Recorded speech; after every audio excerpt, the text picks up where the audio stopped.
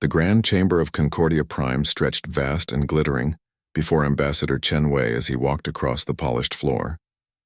Above him, the curved ceiling displayed a perfect simulation of the galaxy itself.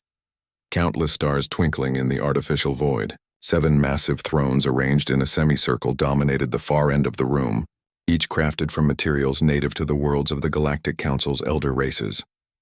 Chen had prepared for this moment for 3 years. His uniform was crisp, his presentation flawless, and his hope was genuine. Behind him, 2 junior diplomats carried the data cores containing humanity's petition for full council membership. 50 years had passed since Earth made first contact with the Vexthari exploration fleet. 50 years of observation, cooperation, and patient diplomacy. Today, Chen believed, would mark humanity's acceptance into the greater galactic community.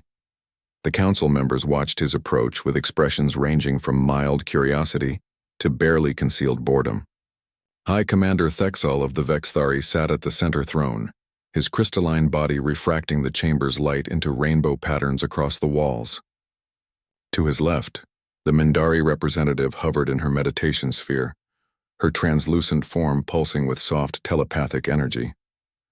The other 5 council members represented species that had ruled the galaxy for thousands of years, each secure in their ancient power and wisdom.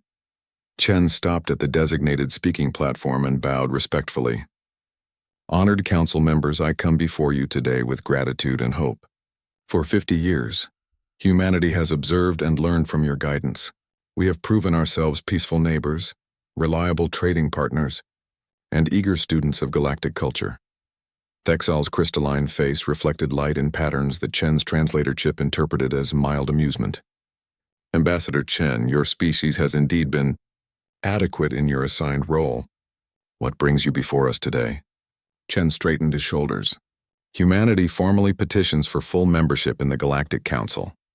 We have met every requirement outlined in the Concordia Accords. Our civilization has achieved faster than light travel through our own innovation. We have established 23 colony worlds without territorial disputes.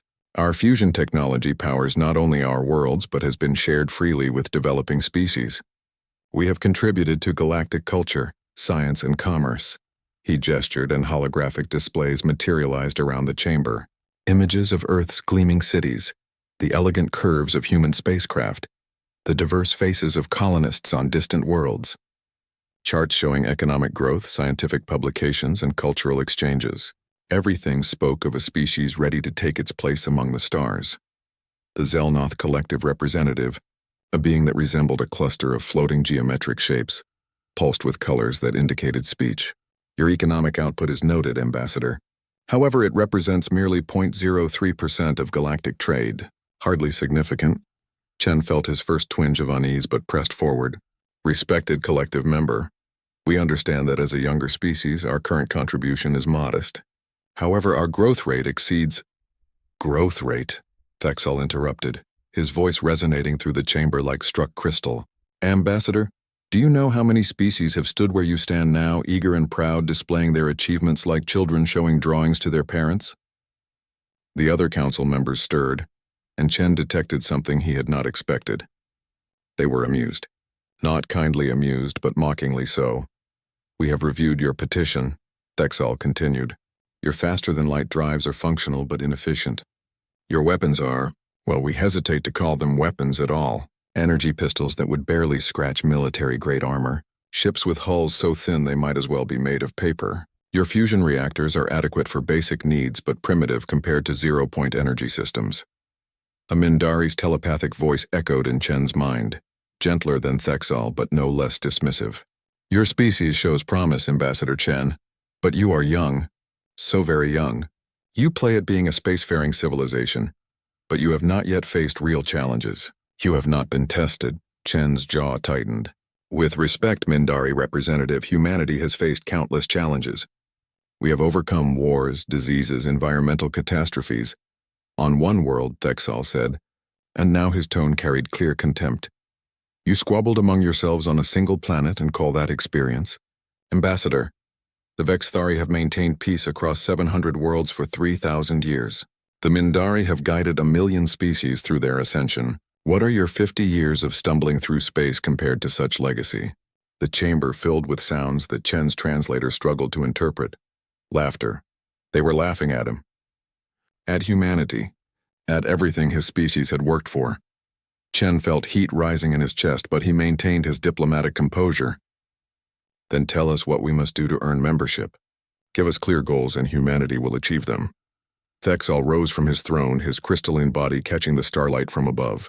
Return in another century, Ambassador. Perhaps by then you will have matured.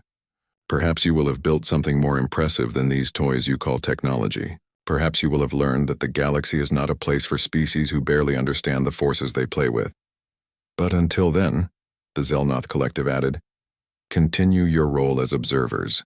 Trade your simple goods, study our superior methods, and be grateful that we allow you even this much. Chen stood silent for a long moment. Every diplomat instinct screamed at him to bow, to accept gracefully, to preserve the relationship. But something else stirred in him. Something deeper and more human. I see, he said quietly. Then I thanked the council for their time. As Chen turned to leave, he missed the flicker of movement on the gallery's observation deck. Overlord Krax of the Krell Dominion watched the proceedings through multiple eyes, his segmented body coiled in predatory interest. The Krell had not been invited to this session, but their intelligence network was extensive. Krax's translator officer leaned close. My lord, analysis confirms human military capabilities are as limited as the council suggests. 23 undefended colonies, a defense fleet that could not repel even a moderate raiding force, and now the council has rejected their petition. Isolated, Krax mused, his mandibles clicking, unprotected, and the council has made it clear they do not value these humans.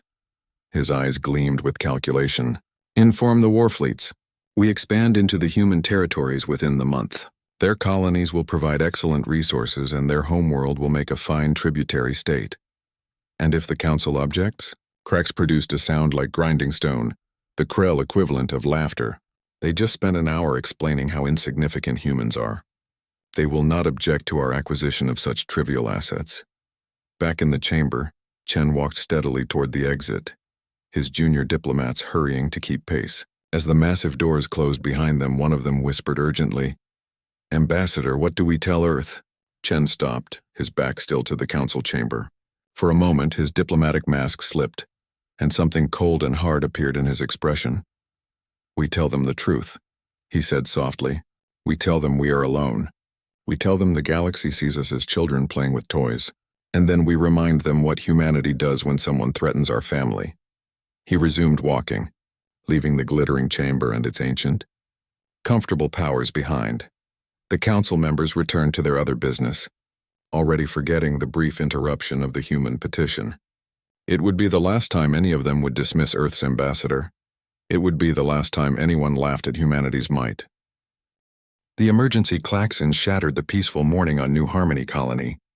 Captain Marcus Rivera jolted awake in his quarters, already reaching for his uniform before his mind fully processed the sound. 20 years of military service had trained his body to react before thought caught up. All personnel to defensive stations. The automated voice echoed through the habitat modules. This is not a drill. Repeat, this is not a drill. Marcus burst into the command center 3 minutes later, still sealing his jacket. The room was organized chaos, with officers rushing between stations while holographic displays flickered to life across every surface. Lieutenant Sarah Park looked up from her console, her face pale. Captain, we have 18 unknown vessels entering orbit. They just dropped out of FTL and immediately opened fire on our communications array. It's gone, sir. We're cut off. Marcus felt ice flood his veins. New Harmony was one of Earth's furthest colonies, home to 40,000 civilians, most of them families. The colony had mining operations, agricultural domes, and schools. It had a small defense force designed to handle pirates or natural disasters, not military invasions. Identify the vessels, Marcus ordered, moving to the main display. Krell Dominion, sir. Park's voice shook slightly. The database confirms their ship signatures. Captain, these are warships, actual military warships. On the screen, Marcus watched the Krell fleet spread into attack formation with practiced precision. Each vessel bristled with weapon ports. The smallest was 3 times the size of New Harmony's entire defense force combined. The largest, a massive dreadnought painted in the harsh red and black of the Krell military, was visible even from the surface, a dark shape that occasionally blotted out the sun. "Hail them," Marcus said. "All frequencies." The response came immediately. The display flickered and Overlord Krax appeared, his segmented body filling the screen. Multiple eyes fixed on Marcus with predatory focus. When Krax spoke, his voice scraped like metal on stone. "Human colony designated New Harmony. You are now territory of the Krell Dominion. All military forces will disarm immediately. All civilian populations will assemble in designated zones for processing. Resistance will result in orbital bombardment." Marcus kept his voice steady. "This colony is under Earth's protection. You are committing an act of war against humanity. Withdraw immediately and we will not pursue." Krax made that grinding sound again, the one that was probably laughter. "Earth's protection? Human, your species was denied council membership days ago. You are unprotected, unvalued, alone, and now you are conquered. You have 10 minutes to comply." The transmission cut off. Marcus turned to his officers. 40 years of diplomatic relations with the galaxy, and this was the result. Earth had played by every rule, followed every protocol, been the model of peaceful expansion. And now, when they needed it most, they had no allies, no support, and no chance. "Sir," Park said quietly. "Orders?" Marcus looked at the display showing the colony's residential districts. Thousands of families going about their morning routines, unaware that everything was about to change. Children heading to school, parents beginning their shifts. People who trusted Earth to keep them safe. "Begin civilian evacuation to the deep shelters," he said. "Scramble our defense wing, and send out a distress call on every frequency we have left. Someone out there might hear us." But even as he gave the orders, Marcus knew the truth. No one was coming to help. The same scene played out across 2 other human colonies within the next 6 hours. Epsilon Station, a trading hub with 30,000 inhabitants, fell after a brief fight that saw every human defense ship destroyed. Terra Nova, an agricultural world, surrendered without firing a shot when the Krell threatened to destroy the planet's atmosphere generators. On Earth, Fleet Admiral Sarah Okonkwo stood in the war room beneath Geneva, watching the tactical displays with growing fury. Red markers indicated the conquered colonies. Orange markers showed Krell fleet movements toward 3 more targets. Blue markers represented Earth's defense forces, pitifully small compared to the invading armada. "How long until we can get reinforcements to New Harmony?" she demanded. Her tactical officer, Commander Zhang, shook his head. "Minimum 8 days for the nearest fleet, Admiral." By then, he didn't need to finish. By then, the colonies would be firmly under Krell control, their populations enslaved or dead. "What about the Galactic Council?" another officer asked. "Surely they'll intervene. This is a clear violation of—" "The Council convened an emergency session 2 hours ago," Okonkwo interrupted bitterly. She pulled up another display showing the transmission from Concordia Prime. "They voted for non-interference, called it a natural territorial dispute between developing species. The Vexthari even suggested we should have accepted our status as observers more gracefully." The room fell silent. Every officer understood what that meant. The galaxy's power structure had looked at humanity's situation and decided they didn't care, or worse, that they approved. Okonkwo pulled up another transmission, this one from Ambassador Chen. His face filled the screen and even recorded. The anger in his eyes was evident. This message was sent 3 hours ago, before the council voted, Okonkwo explained. She played the recording. Chen stood in the council chamber, but this time there was no politeness in his voice. "For 3 hours I have pleaded for intervention. I have shown you evidence of civilian casualties. I have reminded you of the Concordia Accords that supposedly protect all spacefaring species from conquest, and you have sat in your comfortable thrones discussing procedure and jurisdiction while my people die." Thexal's crystalline form appeared in the recording. "Ambassador, your species chose to expand without adequate protection. This is a natural consequence of your insufficient. Chen's voice cracked like a whip. "You want to talk about insufficient? You are sitting here while thousands are dying and you call it insufficient? You have fleets that could stop this invasion in hours, but you hide behind your laws and your territories." The Mindari's gentle telepathic voice interrupted. "Chen, we cannot interfere in every conflict between younger species. It would set a dangerous precedent." "Then Earth will remember this," Chen said, and his voice dropped to something cold and final. "We will remember who stood with us and who chose comfort over justice. We will remember every empty platitude, every hollow promise, every moment you had the power to help, and chose not to. The recording showed Chen gathering his materials. I'm returning to Earth, not to beg for your help again, but to tell my people that we stand alone, that humanity has only itself to rely on, and that the galaxy we hope to join is nothing more than ancient powers too comfortable to act when action is needed. The transmission ended. Okonkwo looked at her officers. 6 hours ago, I received new orders directly from the Security Council. Operation Odysseus is now active. All protocols are suspended. We are authorized to use any and all assets to repel this invasion. Zhang's eyes widened. Admiral, Operation Odysseus was theoretical. A worst-case scenario plan that assumed we would be abandoned by the galaxy when we needed help most. Okonkwo finished. Well, Commander, that assumption has proven correct. Contact the Forge. Tell them to begin deployment procedures. She looked back at the tactical display, where red markers continued to spread across human territory. The Krell wanted to test humanity's strength, she said quietly. Let's show them what happens when you threaten our families. Above Earth, in an orbit hidden by sophisticated stealth technology that no council race knew humanity possessed, massive construction facilities began to awaken. The Forge had been building in secret for 40 years, ever since first contact made humanity realize they might someday need to defend themselves from species far more advanced. That day had arrived, and the galaxy was about to learn that humanity had not spent 50 years merely observing. They had been preparing. Admiral Sarah Okonkwo floated through the zero-gravity docking tube, her magnetic boots clicking steadily against the metal floor. Through the transparent sections of the tube, she could see the massive structure that had consumed 40 years of secret human effort, countless resources, and the work of humanity's finest engineers. The ECS Valor's Edge hung in space like a predator waiting to strike. She was not elegant like the sweeping curves of Vexithari warships. She was not artistic like the flowing designs of Mindari vessels. She was brutal, functional, and absolutely terrifying in her purpose.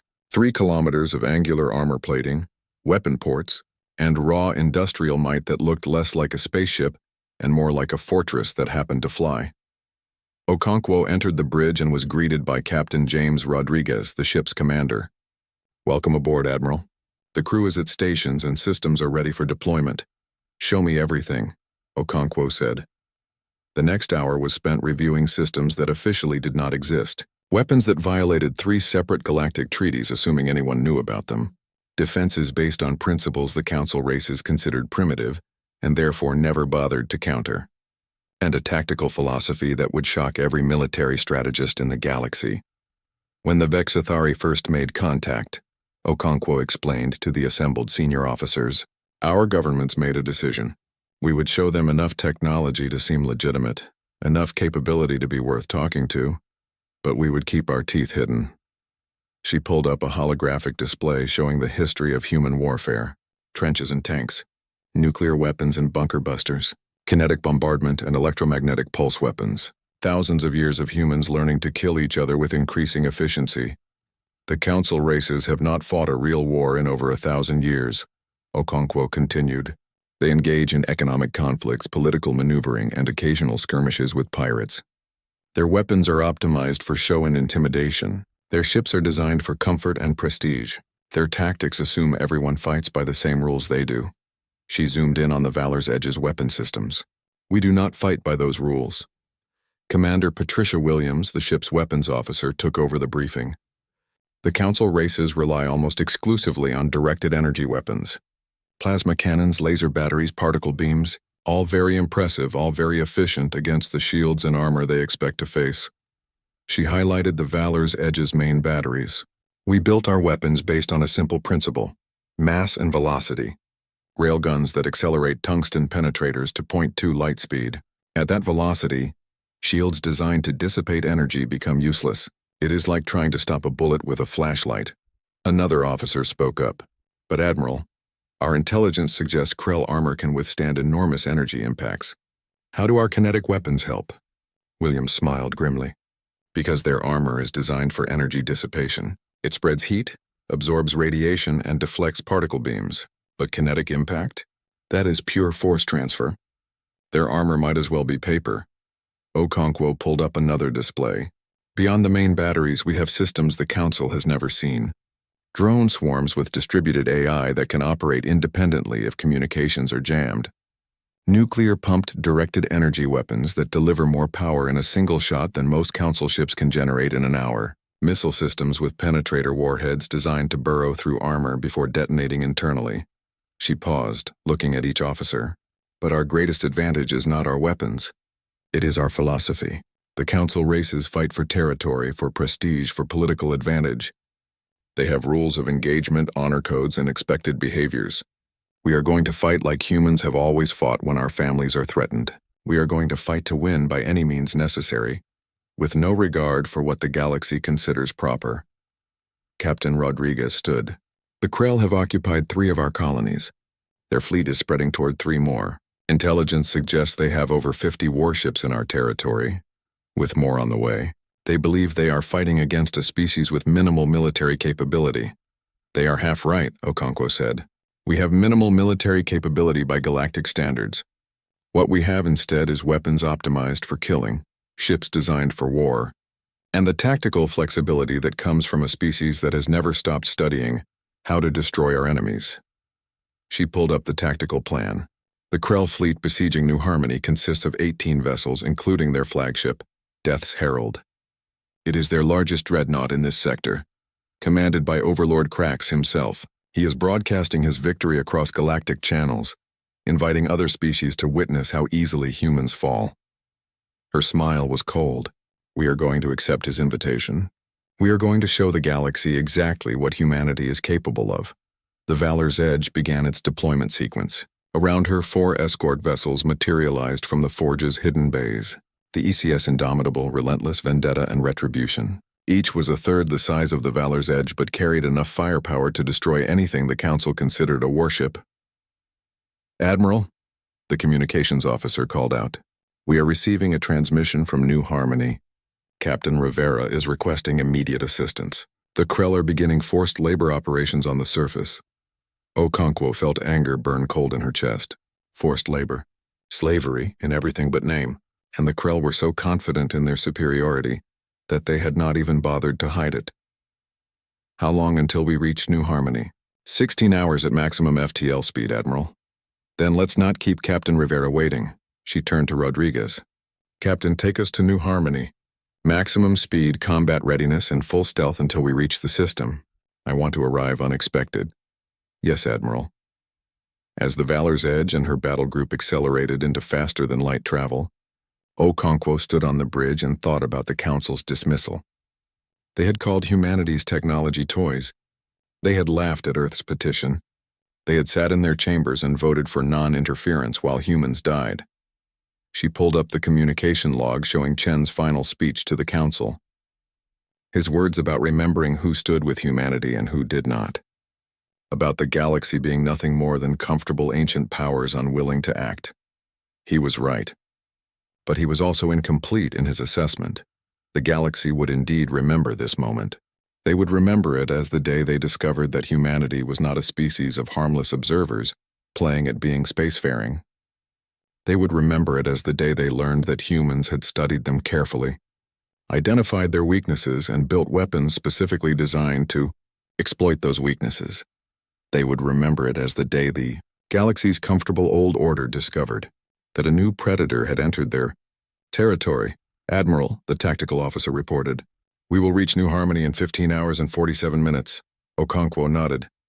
Somewhere on New Harmony, Captain Rivera and his people were holding out against impossible odds, hoping that Earth had not forgotten them. Somewhere on that colony, 40,000 civilians were learning what it meant to be conquered by a species that saw them as resources to be exploited. And somewhere on the Krell flagship Death's Herald, Overlord Krax was probably celebrating his easy victory, broadcasting his triumph, and preparing to move on to his next target. None of them knew that everything was about to change. 16 hours, Okonkwo said softly. Hold on, Marcus. We are coming. The Valor's Edge cut through space like a blade, carrying with her the accumulated fury of a species that had been dismissed, mocked, and abandoned. The Krell wanted to test humanity's strength. The council wanted to see if humans were worthy of respect. They were about to get their answer, and the galaxy would never look at Earth the same way again. The Krell fleet hung in orbit above New Harmony like vultures circling prey. 18 warships, each broadcasting their dominance across every frequency, ensuring the galaxy witnessed their conquest. On the flagship Death's Herald, Overlord Krax watched the surface with satisfaction as his ground forces herded human civilians into processing centers. Pathetically easy, he remarked to his second-in-command. The council was correct about these humans. They have technology but no strength, ships but no warriors. They are farmers pretending to be soldiers. My lord, we are detecting an anomaly at the system's edge. Krax barely glanced at the display. Debris, asteroids, this system is full of both. No, my lord, 5 distinct signatures emerging from FTL. They are on approach vectors. Now Krax paid attention. The tactical display showed 5 contacts materializing from faster-than-light transit at the edge of the Epsilon system. They were moving fast, far faster than the lumbering human vessels the Krell had easily destroyed. Identify them, Krax ordered. Unknown configuration. My lord, they do not match any ship in our database. Wait. The largest vessel is enormous. 3 kilometers long, heavily armored. The others are smaller, but human reinforcements, Krax said with amusement. They are bringing their defense fleet to die gloriously. How noble. How stupid. He opened fleet-wide communications. All vessels, prepare to engage. Let us demonstrate to the galaxy what happens when primitive species challenge the Krell dominion. The Krell fleet broke orbit with practiced efficiency, forming an attack formation that had crushed dozens of rebellions and conquered hundreds of worlds. 18 warships against 5. Energy weapons primed. Shields at maximum. Confidence absolute. On the surface of New Harmony, Captain Marcus Rivera stood in what remained of his command center, watching the tactical display with desperate hope. The Krell had left minimal forces on the ground, confident their orbital dominance was complete. But now those 5 ships approaching from the edge of the system made his heart race. Is it them? Lieutenant Park asked. Is it Earth? Marcus could barely breathe. The largest ship's signature matched nothing in the standard fleet database, but there was something in the transponder code. Something that made him want to believe. All personnel, he broadcast to the remaining defense forces scattered across the colony. Stand ready. Whatever happens in the next hour determines our future. In space, Admiral Okonkwo stood on the bridge of the Valor's Edge, watching the Krell fleet accelerate toward them. 18 warships, each larger than her escorts, each carrying weapons that could atomize a city. By every tactical assessment the Council would make, this battle was already lost. They are forming standard engagement formation, Commander Williams reported. Energy weapons charging, shields maximizing. They are expecting a conventional engagement. Then let's disappoint them, Okonkwo said calmly. All ships execute dispersal pattern Omega. Launch all drones. Charge main batteries. The human battle group suddenly scattered, each ship braking in different directions with acceleration that made the Krell fleet's movements look sluggish. Within seconds, the 5 ships occupied an enormous volume of space, forming no recognizable formation that any galactic military doctrine would recognize. On Death's Herald, the tactical officer stared at his display in confusion. My lord, the human vessels are... They are breaking standard formation. They are violating every principle of fleet cohesion. Krax's mandibles clicked with irritation. Panicking already? Maintain formation and destroy them as they present themselves. But then something new appeared on the Krell sensors. Hundreds of small objects launching from the human ships, moving with coordinated precision that seemed impossible, without centralized command. Fighters? The tactical officer guessed. No, they are too small. Missiles? But there are hundreds of them and they are maneuvering independently. Drones, Williams announced from the Valor's Edge. 300 autonomous combat drones, each with its own AI core and weapons package. Let's see how their point defense handles a distributed swarm attack. The Krell fleet opened fire first, their massive plasma cannons lancing out across the dark. Brilliant beams of superheated matter that could melt through asteroid material like water through paper. The beams struck the first human ship, the ECS Indomitable, and minimal damage, Indomitable's captain reported. Their energy weapons are dissipating across our reactive armor. It is like they are trying to cook us from the outside while we are wearing a heat shield. Okonkwo allowed herself a small smile. Human ships were not armored to deflect energy weapons. They were armored to absorb and dissipate them, based on principles learned from nuclear weapons testing and atmospheric re-entry. The Krell's plasma cannons were powerful, but they were designed to overwhelm shields, not cook through layers of ablative material designed to survive the heat of stellar radiation.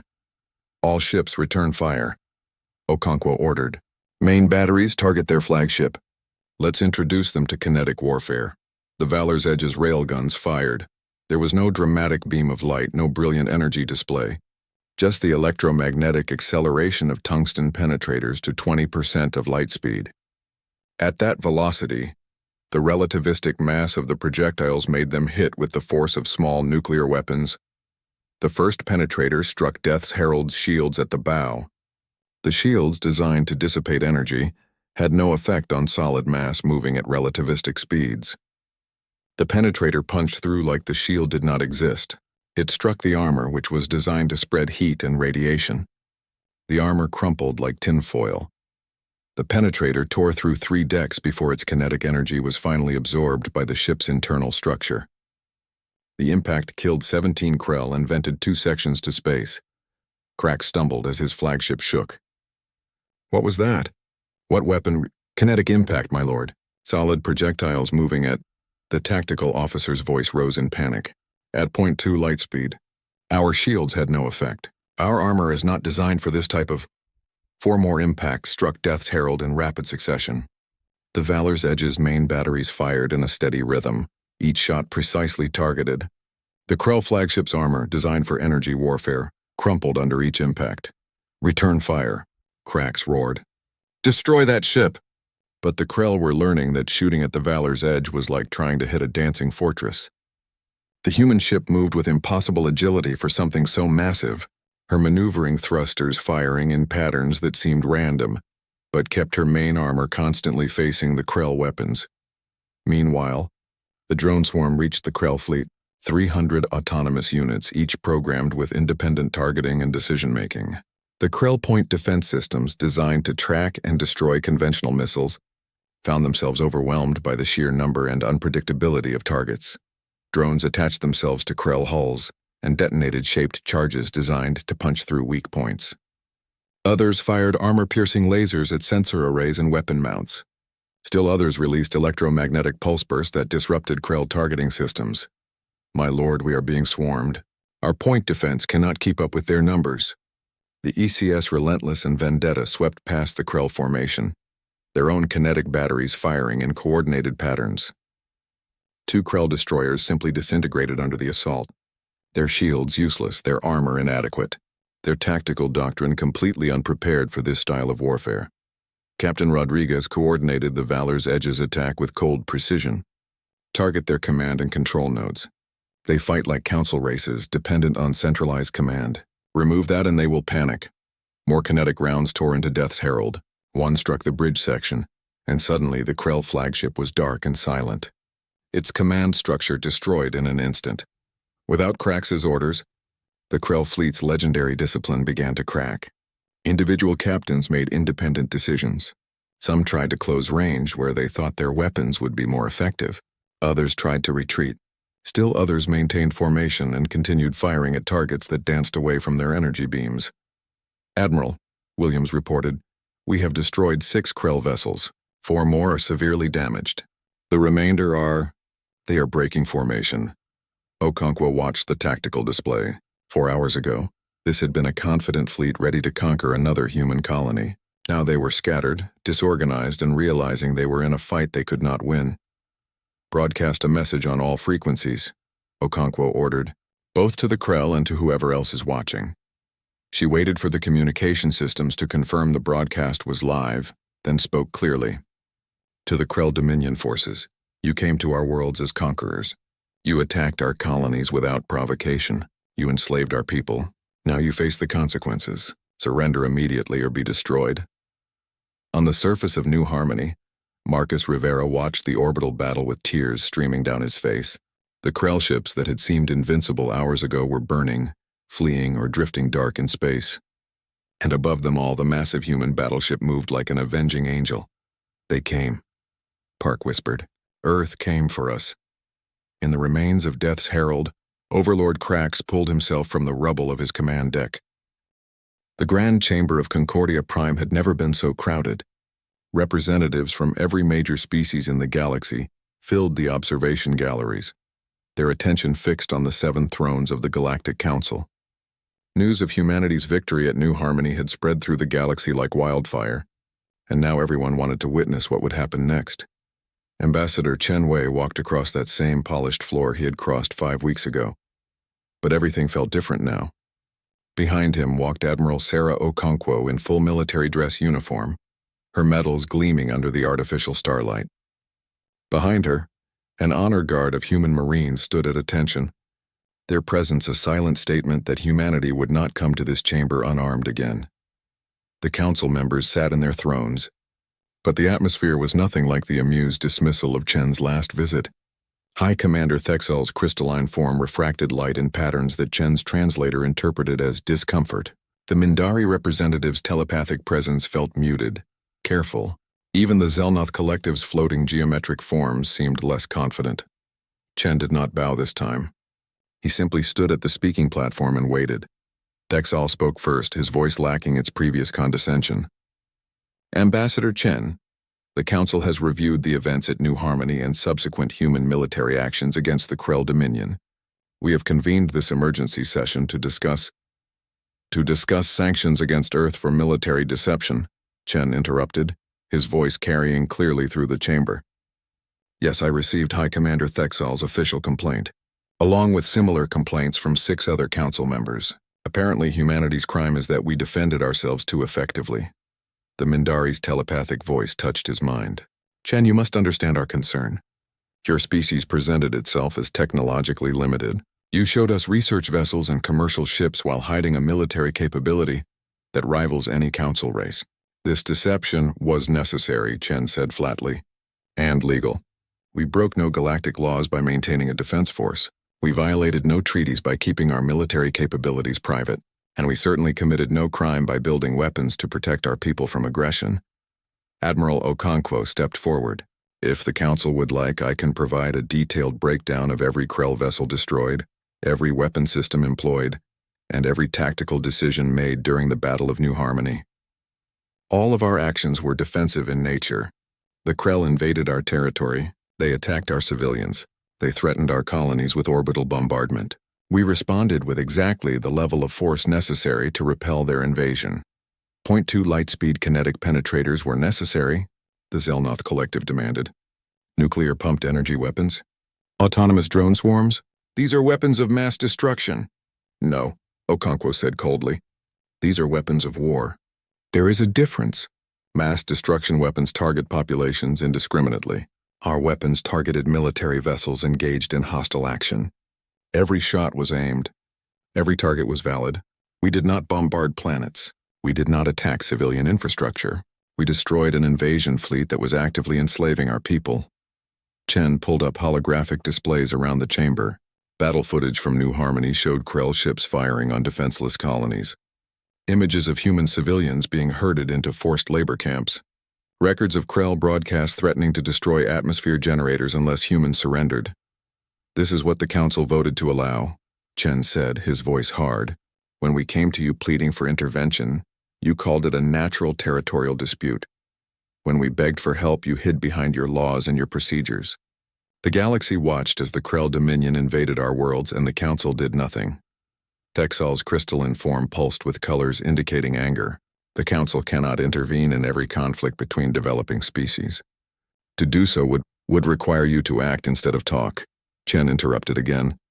Would force you to make difficult decisions instead of comfortable ones. Would mean actually living up to the ideals you claim to represent. He turned to address not just the Council, but the hundreds of representatives watching from the galleries. For 50 years, humanity observed the galactic community. We learned your customs, studied your laws, and tried to be model citizens. We asked for nothing except the opportunity to prove ourselves worthy of membership. And when we were attacked, we received nothing except empty words and political excuses. Chen's voice rose. So we did what humans have always done when faced with impossible odds. We relied on ourselves. We fought back. And we won. A new voice spoke from the gallery. Everyone turned to see Overlord Krax, recovered from his injuries and brought to the council under diplomatic immunity to testify. His segmented body was bandaged, but his eyes still held a predator's intelligence. "The human speaks truth," Krax said, his grinding voice echoing. The Krell Dominion calculated that Earth was weak and unprotected. The Council's rejection of their membership petition confirmed this assessment. "We believed humans were prey masquerading as predators." He paused. "We were wrong." Thexal turned to Krax. "The Krell Dominion violated Council law by attacking without provocation. You will face what?" Krax demanded. "The same non-interference the Council granted when we invaded? The same careful consideration and debate that allowed us to conquer 3 human colonies before Earth responded? The Council's laws protect the strong and abandon the weak. Humanity learned this lesson well." Chen nodded slowly. "Overlord Krax is correct. The Council's actions, or rather inactions, taught us everything we needed to know about galactic politics. Might matters more than right. Power commands more respect than justice, and species that cannot defend themselves are not worth protecting. So here is our position," Chen continued. "Earth formally withdraws its petition for Council membership." Shocked murmurs filled the chamber. The Mindari's telepathic presence surged with surprise. "Chen, you cannot—" "We can and we will," Chen said firmly. "We will not join an organization that values comfortable procedures over the lives of those it claims to protect. We will not seek membership among races that laugh at others for being weak, then complain when those others prove strong." Admiral Okonkwo activated another display. "However, Earth will not isolate itself. Over the past 3 weeks, we have been contacted by 47 species requesting defense agreements. Smaller civilizations that the Council has similarly abandoned. Developing species that cannot defend themselves against aggressive neighbors. We have accepted 32 of these agreements." The implications rippled through the chamber. Earth was not withdrawing from galactic affairs. Earth was building its own alliance network, one based on mutual defense rather than ancient hierarchies. "The Valor's Edge and her battle group will begin patrol operations along major trade routes," Okonkwo announced. "Any vessel, regardless of species, engaged in piracy, slavery, or unprovoked aggression will face human military response. We are offering protection to those the Council has deemed unworthy of protection." Thexal rose from his throne, his crystalline body blazing with reflected light. "The Council cannot allow a single species to establish independent military operations throughout the galaxy." "This would undermine—" "Your authority?" Chen asked. "Your monopoly on power? Your comfortable system where the strong do as they please and the weak suffer what they must?" He shook his head. "The Council can attempt to stop us. You have fleets. You have weapons. Some of you have militaries that dwarf Earth's forces." He paused, meeting Thexal's eyes. "But ask yourself, are you willing to start a war with a species that just destroyed a Krell invasion fleet in 4 hours? Are you prepared to face weapons and tactics you did not know existed? Are you ready to discover what else humanity has been building while you were laughing at our primitive toys?" The chamber fell silent. Every council member understood the calculation Chen was forcing them to make. They could try to sanction Earth, but sanctions required enforcement. They could try to stop human military operations, but that meant military confrontation. And nobody knew what other capabilities humanity had kept hidden. The Mindari's voice spoke gently in everyone's minds. "Perhaps we have been too hasty in our judgments. Chen, Admiral Okonkwo, would Earth consider a revised membership offer? One that acknowledges your military capability and grants you full voting rights immediately?" Chen was quiet for a long moment. When he spoke, his voice was softer but no less firm. "The Mindari representative asks if Earth will reconsider membership now that you have seen our strength. That is exactly the problem. You respect us now not because we have proven ourselves peaceful, productive, or worthy. You respect us because we frightened you." He looked around the chamber. "Earth will consider full Council membership under one condition. The Council must reform its laws to mandate intervention when any spacefaring species faces conquest or enslavement. No more natural territorial disputes. No more convenient non-interference. If you claim to be a force for civilization in this galaxy, then act like it." Thexal's form pulsed with colors indicating frustration. "Such reforms would require decades of debate and